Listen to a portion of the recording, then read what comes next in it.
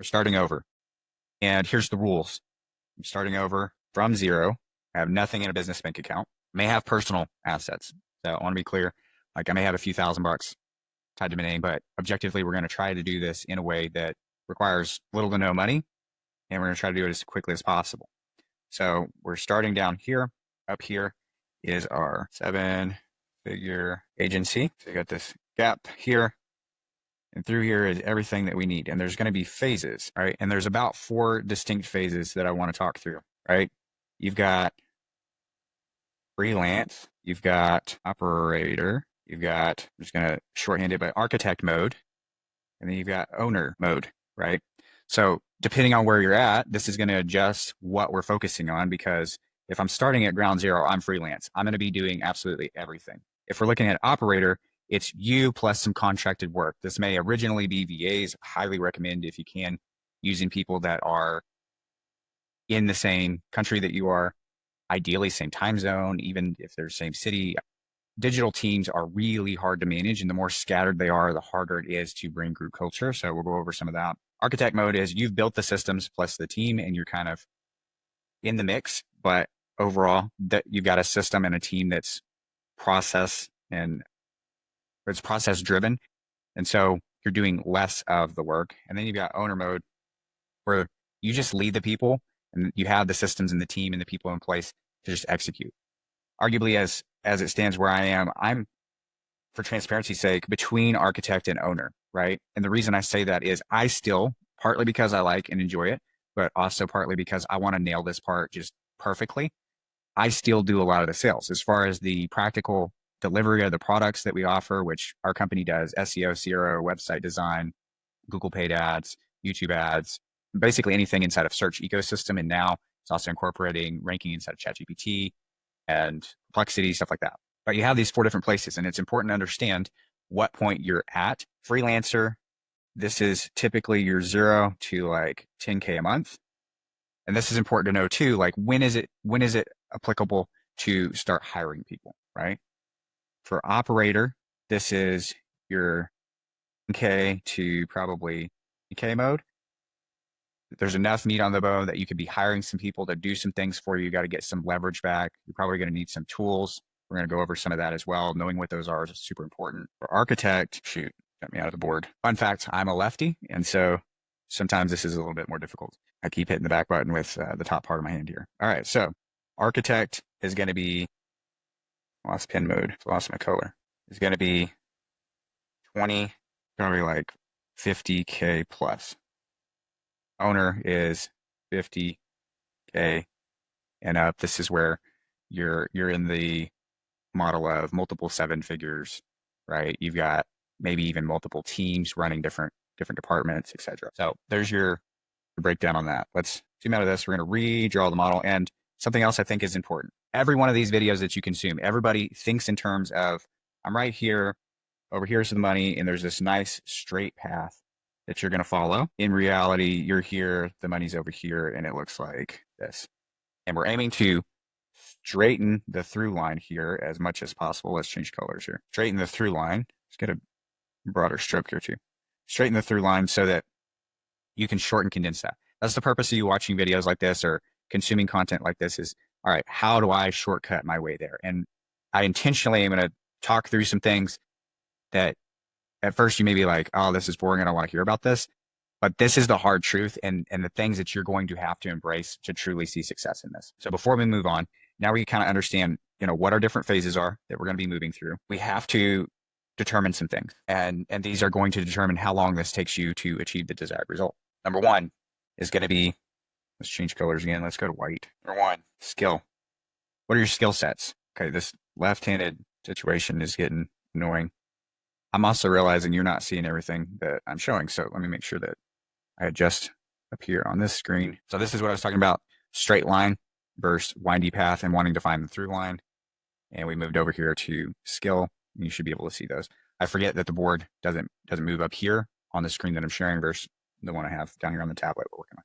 So number 1 is skill. I'm going to drag this down here so my hand is less likely to tap that back button up there. Number 2, where's the pen again?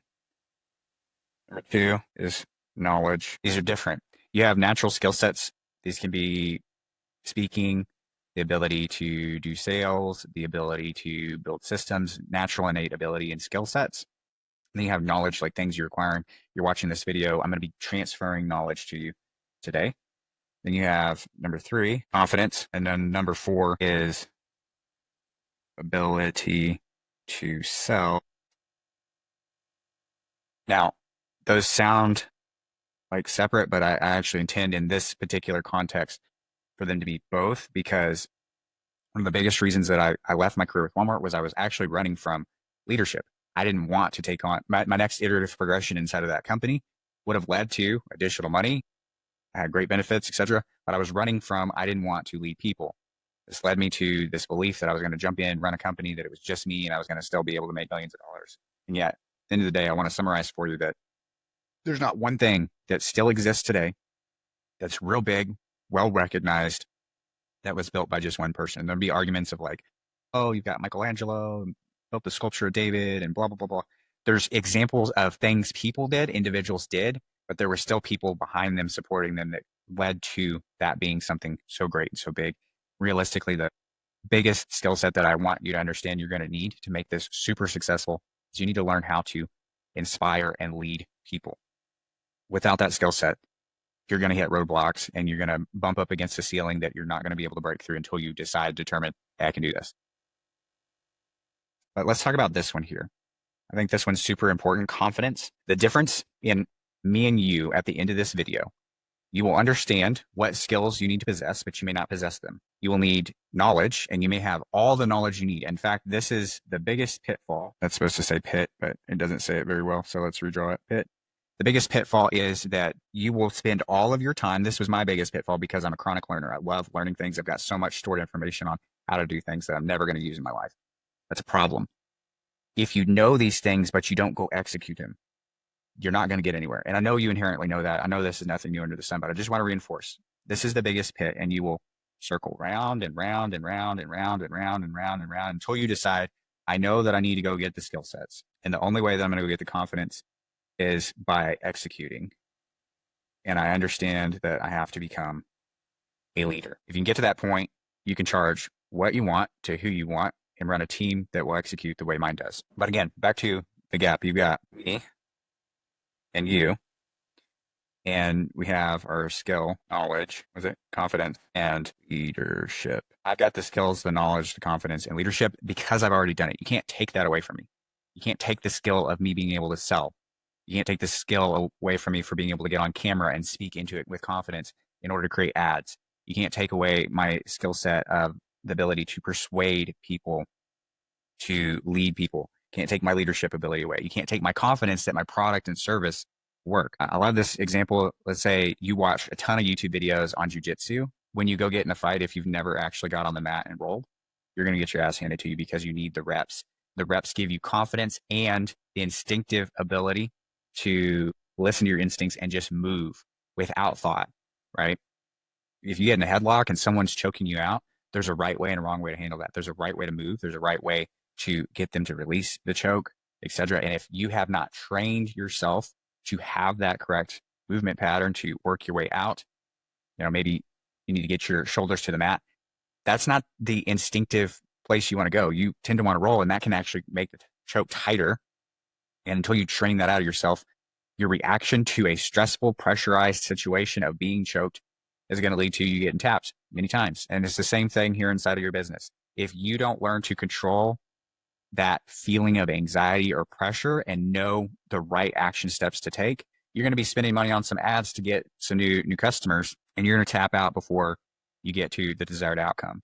You're going to freak out and you're going to turn them off before they start working because you don't know how long it's going to take for them to finally hit and arrive and start delivering you leads. When the leads start coming in, you're not sure, you get the first couple and they're terrible, great, and you turn the ads off and you don't keep it running long enough to whatever. You get the point. If you don't know what the outcome is, it makes it more difficult. This is why I'll shamelessly plug this real quick, is I think mentorship is so valuable and important because you can take someone who not only has the skill, knowledge, confidence, and leadership, they've been there before. They know what it looks like. They know what it looks like to hire that first person.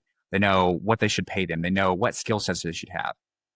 They know what a good system is versus a bad system and all the little pitfalls that can come with that. They know what softwares and tools you need, etc. They've been there before. They've seen success. Because they've seen success, they can lead you to it. You have never seen the other side of seven-figure company. Otherwise, you wouldn't watch this far in the video.